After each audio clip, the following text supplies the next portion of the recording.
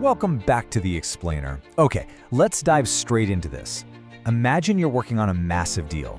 You've hit literally every milestone, the relationship feels great, your pitch was totally flawless, and then ghosted.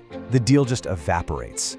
If you've been feeling like the old reliable rules of sales just aren't hitting the mark anymore, or that your win rates are mysteriously shrinking despite your absolute best efforts, well, you are definitely not alone.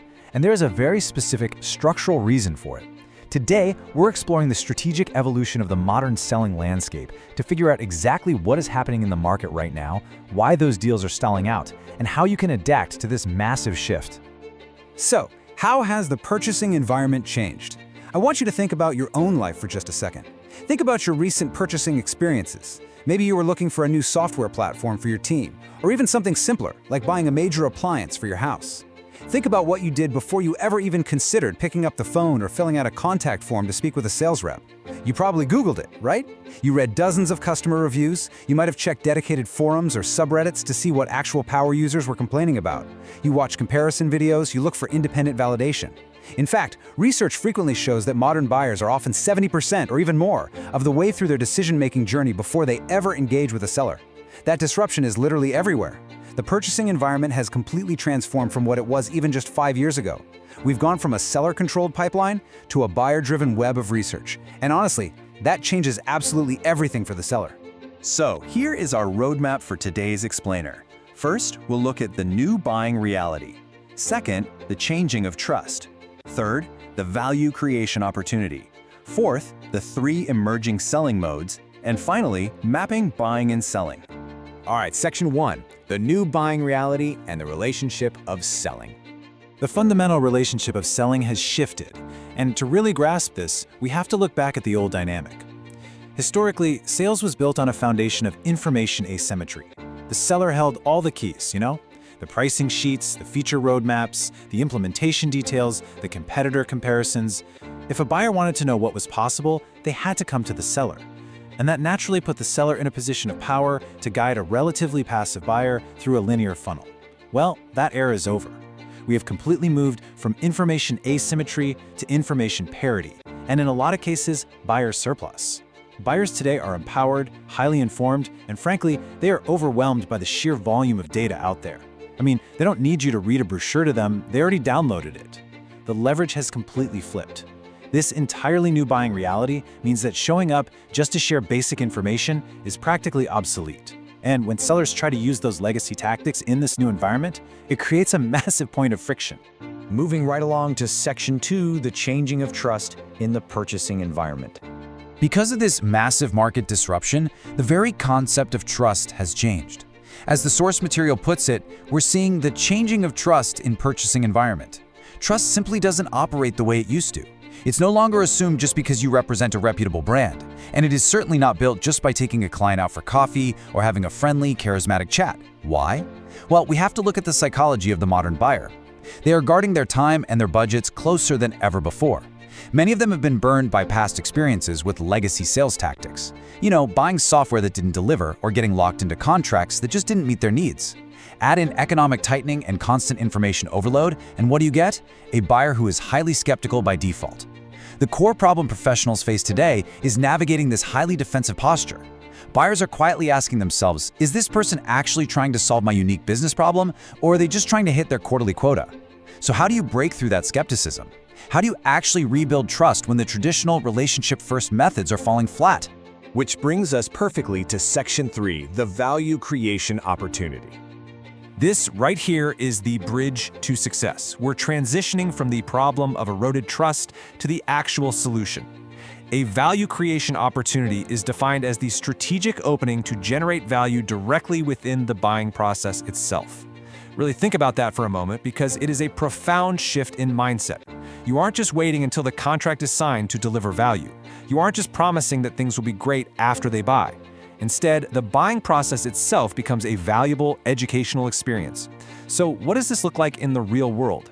Well, imagine providing a custom audit of their current workflow before you ever even pitch a product. Or maybe you share aggregate industry benchmarks that the buyer didn't have access to, helping them realize a strategic blind spot they didn't even know they had. If a buyer walks away from a 30-minute discovery call feeling like they just received free consulting and actually learned something actionable about their own business, even if they never buy your product, you have successfully capitalized on this opportunity. Creating value during the purchasing journey is absolutely crucial. It's the essential, non-negotiable mechanism to rebuild trust today. All right, let's get into the tactics. Section 4, 3 emerging selling modes. So, how do we systematically put this value creation mindset into practice? To successfully operate in this new buying reality, we can't rely on a one-size-fits-all generic pitch deck approach anymore. Instead, professionals must adopt 3 distinct emerging selling modes. These represent entirely different postures tailored to how the modern buyer actually wants to interact. The first mode is acting as the information sense maker. Remember earlier when we said buyers aren't starved for information, they're drowning in it? Well, they don't need you to give them more data, they need you to help them curate it. In this mode, you're helping the buyer cut through the noise, objectively evaluating different options in the market and clarifying their own internal confusion. The second mode is the strategic challenger. Now, in this posture, you aren't just taking orders or politely agreeing with everything the buyer says. Because you have deep industry expertise, you're actively pushing back on their assumptions. You're showing them problems they didn't even know they had and reframing their perspective on what the actual solution should look like. And the third mode is the consensus builder. Modern buying is rarely done by one person anymore, right? It's done by committees of 5, 10, or even 15 stakeholders, and they all have competing priorities. In this mode, your job isn't just selling to your main point of contact. Actually, scratch that. Your job is providing your champion with the tools, the business cases, and the internal alignment strategies they need to go and sell the solution internally to their own team. Mastering when to smoothly deploy these 3 modes, that is exactly what separates average performers from top-tier professionals today. And finally, Section 5, Mapping Buying and Selling. This brings us to the overarching objective of this entire explainer. All the theory we've talked about, shifting leverage, rebuilding trust, adopting new selling modes, it all culminates in one critical concept: seamless alignment. You have your selling strategy on one side and the modern buying strategy on the other. The ultimate goal is learning the precise mapping of your selling strategy directly onto their buying strategy. Let's look at what happens when these are misaligned. Imagine a seller who is strictly following their own internal sales process. Let's say they're on step 4, which means it's time to push for a close and ask for the signature. But the buying committee, they're only on step 2 of their process. They're still trying to internally define the scope of their problem and secure initial budget approval. The seller's pressure feels entirely disconnected from the buyer's reality. And what happens? It creates immense friction, obliterates the trust you've worked so hard to build, and almost guarantees the deal is going to stall. Proper mapping means your discovery phase perfectly mirrors their problem identification phase. Your proposal phase mirrors their consensus building phase. You absolutely must adapt your pacing, your messaging, and your resources to match exactly where the buyer is in their unique journey. You're effectively walking alongside them rather than trying to drag them across your own finish line. Which leaves us with a final, really vital question to think about. Is your selling strategy truly mapped to today's buying reality? It's easy to assume we're adapting, but hey, the metrics rarely lie. If your win rates are slipping or deals are consistently stalling at the finish line, there's very likely a fundamental mapping disconnect. I want you to really think about that and be honest with yourself.